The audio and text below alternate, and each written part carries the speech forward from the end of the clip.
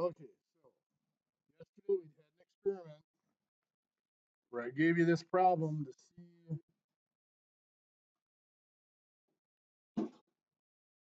what you remembered on this type of material. Put that in a different color so we can keep it clear. We had a 3/4 inch wide groove basically cut into this piece of material. And we're asking what is the radius of the circle, or what would be the radius of the bit used to mill that groove, and then how much material was removed from that groove. So what we're basically doing, anybody get an answer? No?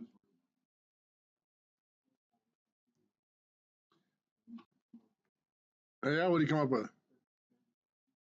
13/32 as the radius?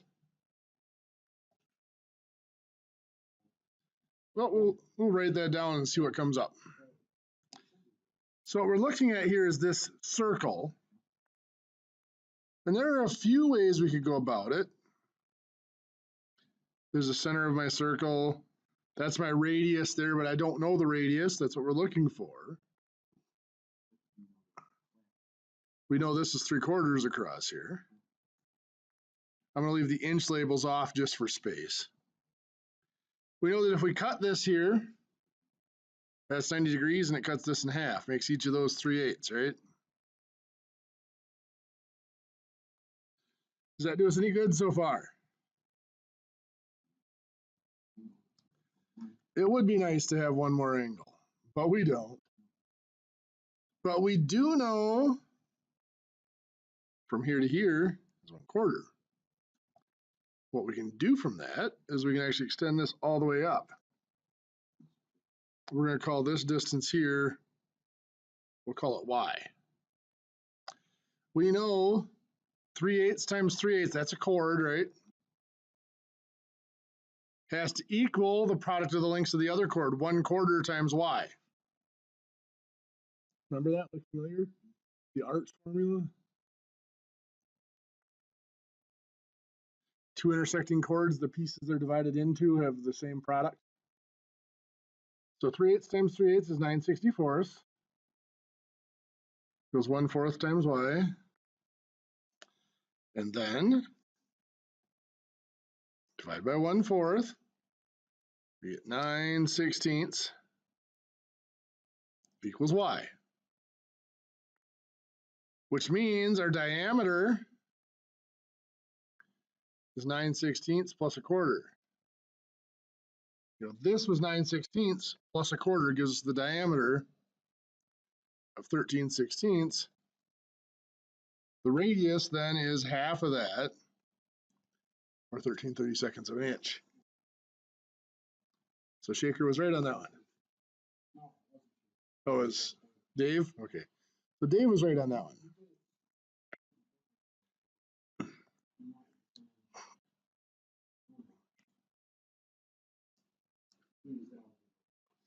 Yeah, there is an algebraic way you could do it and solve it out that would work. But that's a little more difficult. It still works. Now, we need to come back here and focus on this segment of a circle. If you guys recall last semester when we did volumes, I stressed that a volume is nothing more than an area times a distance. Well, we're trying to find the volume of material removed here. I knew the area of this segment here, I would just multiply it by that 4-inch distance to get a volume.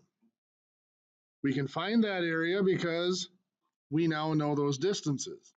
So I'm going to redraw this circle a little bit larger.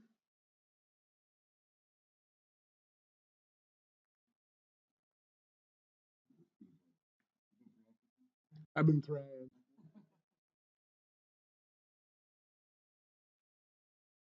Came to work totally sober today, so my hands don't steady. I'm just kidding. I'm not sober.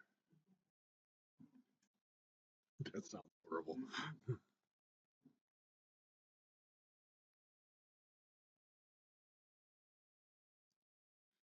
So at 13/32, This across here is, anybody want to guess? How did I get 5/32? Yeah, I know that's a quarter, so I subtracted 1/4 from 1/4 is 8/32, subtracted that from 13/32. So obviously not drawn to scale. That 5/32 is actually smaller than a quarter. We can find this angle right here. That angle, I can use any of these sides. I'm going to use this one and this one. This is going to be the opposite and the hypotenuse,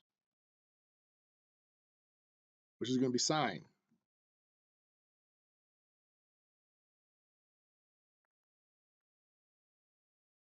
So sine of that angle is equal to 3/8 over 13/32.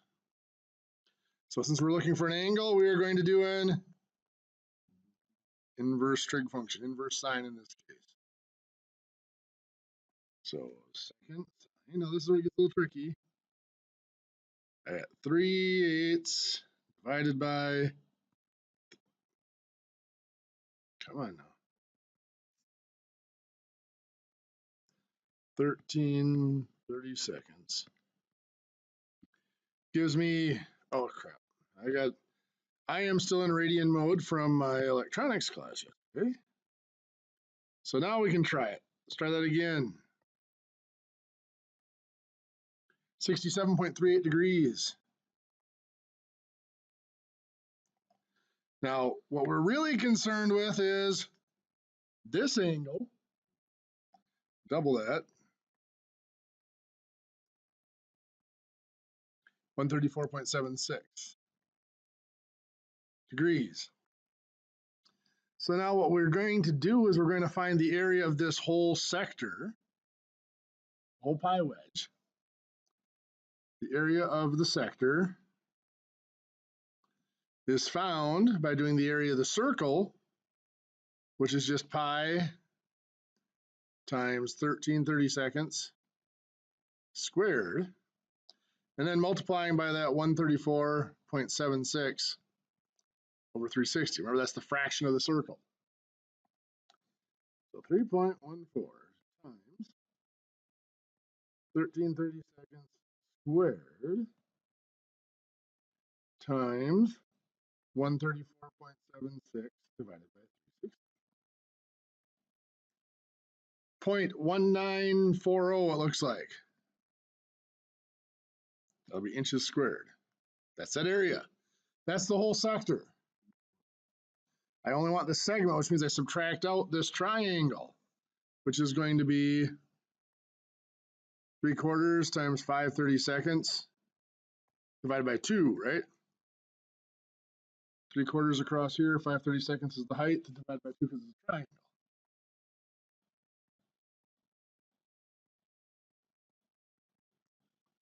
Giving us 0.0586, which is great. 4. Oh, we got to subtract yet. We got to subtract this minus this yet. So let's give us there 4, 3, 5. 0.1354 square inches. Somebody double check me. Little hamster's been stumbling. So you got, okay. So then my volume, you are correct. Then the volume, I take that times the 4 inches equals 0.5416, I believe.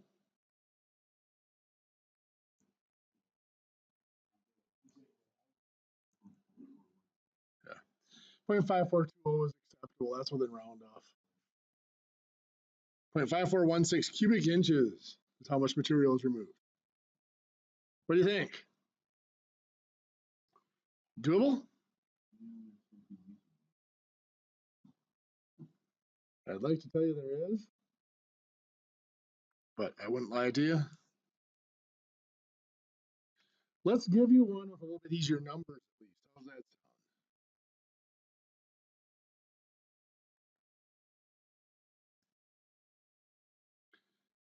sound? Dealing with inches, dealing with the weird,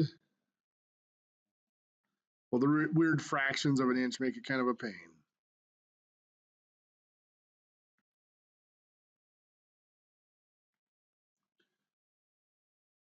Let's say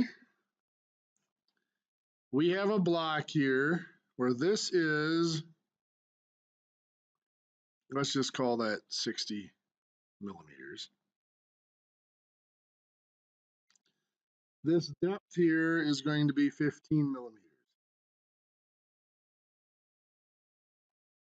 This is going to be 110 millimeters. All the way across here. Now let's just do this. We'll do this piece is 50 millimeters. And this piece is 50 millimeters. I want you to find the radius of the circle, 2, the volume removed, and 3, mass of the block if the density is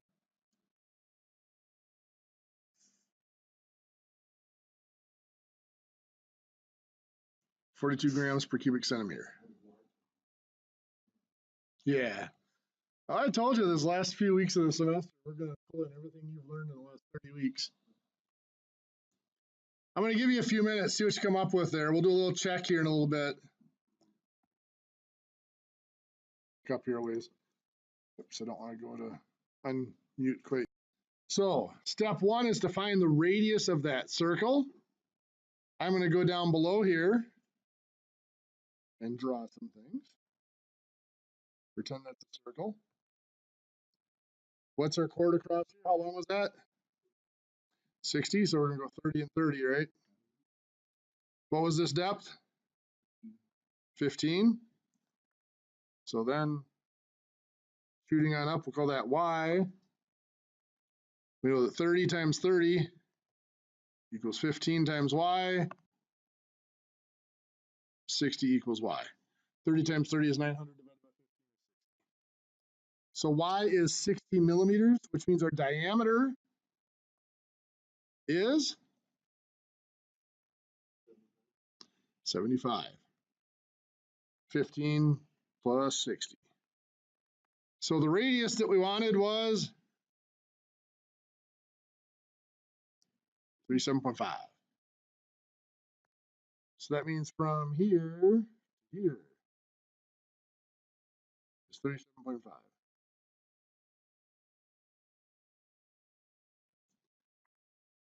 So we're going to find this angle here, which is going to be the inverse sine. Opposite would be 30, hypotenuse would be 37.5.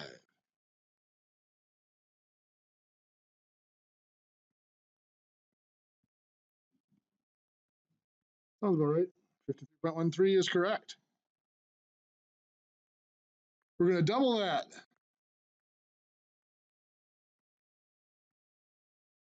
106.26 is this angle across here.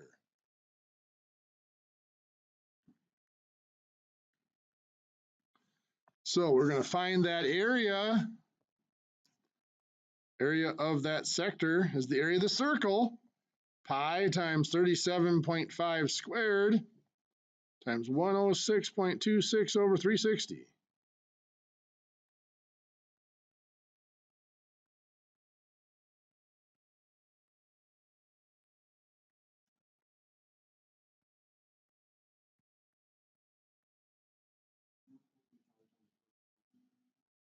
Yeah, it should be 37. I did it on the calculator. I just wrote it down wrong. 37.5, yep. Thanks, though. So 1303.35.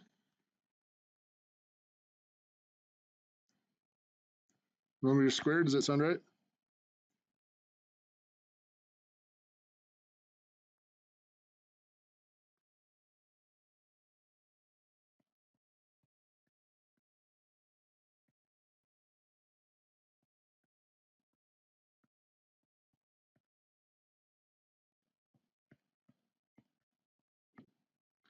You get that same 1303.35? So that's that area. Now we need the area of the triangle that we're going to subtract from that. And that is going to be 60, that's all the way across here, times what's this height?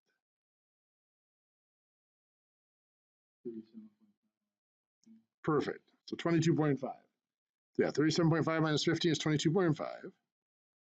Then divided by 2, because it is a triangle. Do the 675.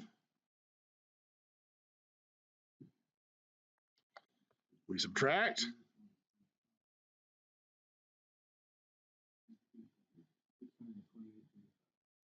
Perfect. 628.35.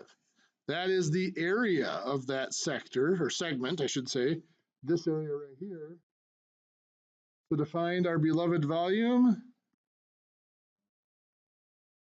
that times the 100 millimeter depth, yes. So 62,835 millimeters cubed is the volume of the material removed. So yeah, the 100 is this distance here. Oh, sorry, not 100, 110 it should have been. Ruh-roh.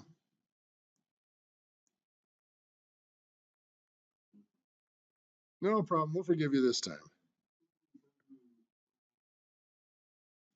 What was that? Thank you. Millimeters cubed, there's our volume. Now, the next thing I asked is, what is the mass of this thing? Well, what we need to do is we need to find the volume of the block without the groove. That block is 110 here. Ooh, I need to give you one more dimension.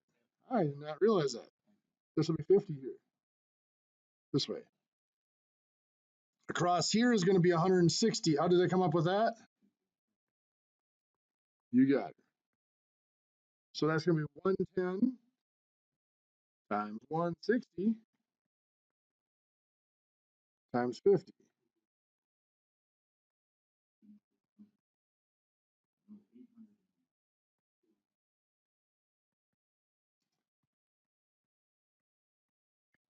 $880,000 on the dot. Nice. Millimeters cubed. We subtract the groove that we cut out.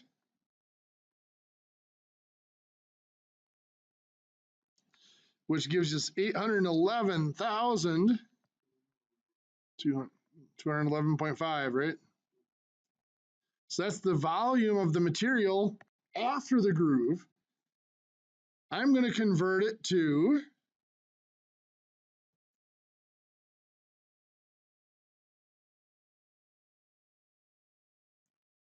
centimeters cubed. How did I get that? Yeah. Millimeters to centimeters is one spot to the left of the chart, but because it's cubed, we triple it. So it's 811 centimeters cubed. Why did I convert centimeters cubed? Because our density was given in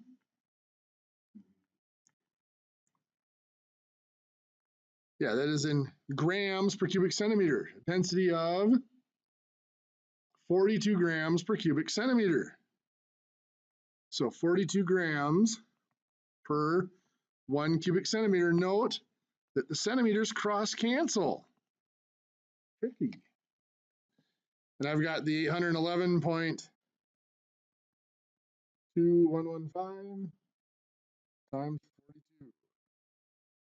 42. 34,070.88.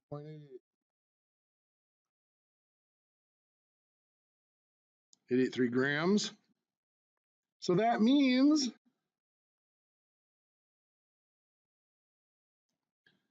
rounded off to 34.07 kilograms. From grams to kilograms, there's 3 spots to the left of the chart. There's no power, so it is just 3 spots to the decimal place. What do y'all think?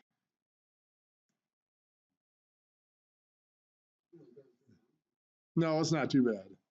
It just all comes back to haunt you.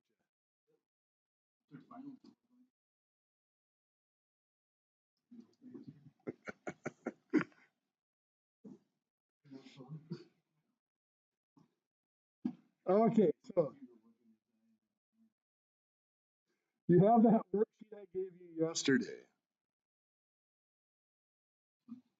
Yep, I'm going to have you. I know we went through that today, but I want you to go ahead and just redo the math on it tonight to make sure you can walk through it on your own.